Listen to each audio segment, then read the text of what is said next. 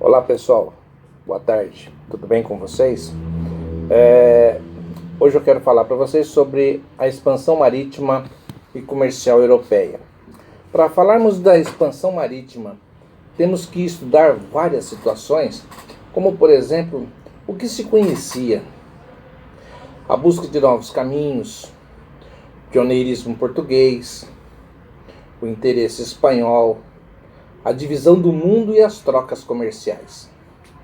Vejamos, como era conhecido o mundo até o século XV? Para melhor compreender o que foi a expansão marítima, é preciso fazer um exercício. Vamos imaginar o mundo sem telefone, internet, televisão ou qualquer outra forma de comunicação imediata daquela que conhecemos. Agora, como os europeus do século XV viam o mundo e o que passaram a conhecer com a expansão marítima? Você pode imaginar o mundo conhecido que ele era somente a própria Europa, parte da África e parte da Ásia. O conhecimento era muito limitado e geralmente vindo de mapas gregos, romanos e principalmente dos comerciantes que viajavam pela região. A maioria dos europeus, eles não sabiam sobre o Extremo Oriente e os relatos dos viajantes eram imprecisos e repletos de fantasias. Naquela época, acreditava-se que a Terra era plana e que os navios, quando chegavam ao fim do mundo, eles caíam em um abismo sem fim. O Oceano Atlântico era conhecido como Mar Tenebroso, com temperaturas escaldantes e povoado de monstros marinhos, sereias e outros perigos. Mesmo com muitas lendas, havia algumas pessoas que encaravam de forma bem ousada e otimista. Nos mares que se encontravam as oportunidades de encontrar um novo mundo e a busca de uma vida melhor.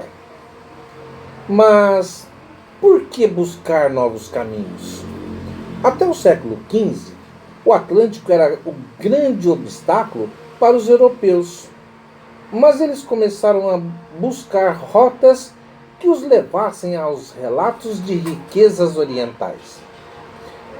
Este mar foi a oportunidade que os portugueses e os espanhóis encontraram para chegarem às riquezas, já que o Mediterrâneo ele era controlado pelos árabes e por comerciantes italianos. Isso ocorreu com a tomada de Constantinopla em 1453, quando os turcos começaram a cobrar impostos, ou seja, pedágios, para se chegar até as Índias. Nessa época, navegar pelos oceanos era muito arriscado. As viagens eram longas demais, o que exigia muitos recursos, tanto material quanto humano. Os barcos eram movidos a vela e a remo, e para sobreviver era complicado. A alimentação era pouca e sem variedade, e a qualidade deixava a desejar. Isso colaborava então para o surgimento de muitas doenças e até mortes.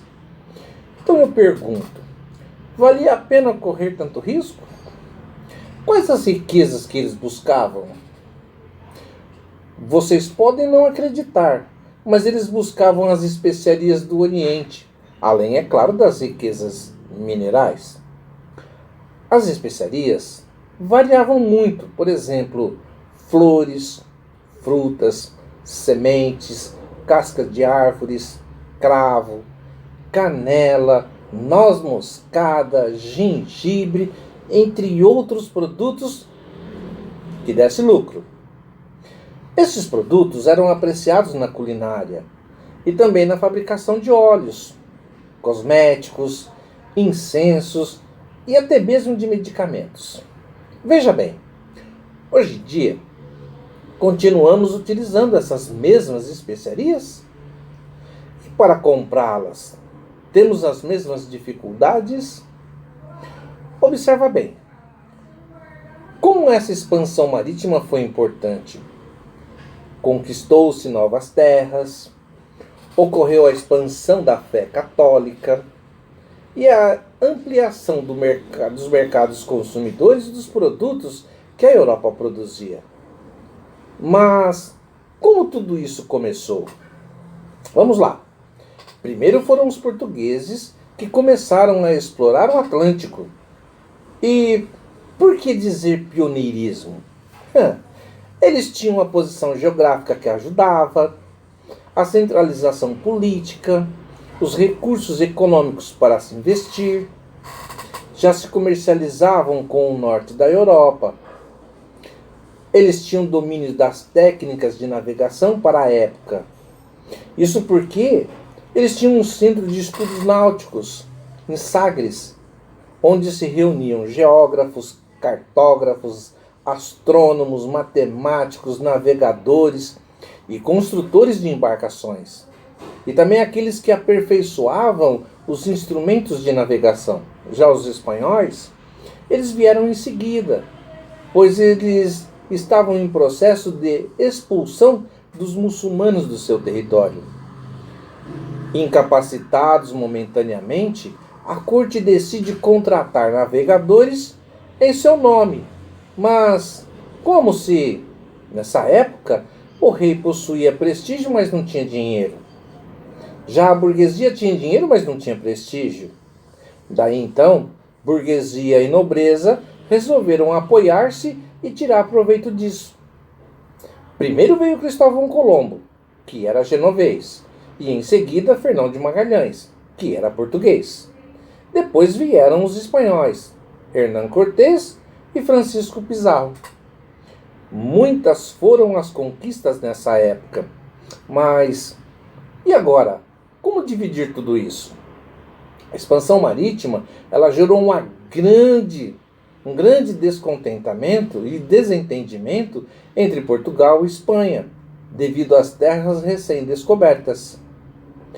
Como os dois reinos eles eram católicos, foi então chamado, em 1493, o Papa Alexandre IV para mediar o conflito e decidir, através da bula Intercetera, dar a Portugal as terras que estivessem até 100 léguas, que equivale hoje a 420 quilômetros, das ilhas de Cabo Verde. Percebendo a manobra, Portugal exige que um novo documento seja elaborado, e um ano depois foi assinado na cidade de Tordesilhas um tratado que estabelecia o meridiano de 370 léguas, mais ou menos 1.780 quilômetros, a oeste das ilhas de Cabo Verde. Vale salientar que os reis da França, Holanda e da Inglaterra, eles não aceitaram tranquilamente não esse tratado. Por quê? Porque eles não participaram dessa divisão. Mesmo assim, podemos dizer que a expansão marítima, ela possibilitou conhecer novos continentes, novos povos e novas culturas. O comércio com o Oriente promoveu intensa troca de não só mercadorias, mas também de hábitos e costumes. Por exemplo, a mudança na alimentação, como o uso da batata, do milho, da mandioca e de outros produtos dos quais utilizamos até hoje. Com tudo isso, podemos entender como ocorreu o florescimento do capitalismo. É uma outra história, é uma outra aula. Espero que todos tenham entendido e qualquer dúvida é só procurar o seu professor para novas explicações. Bons estudos!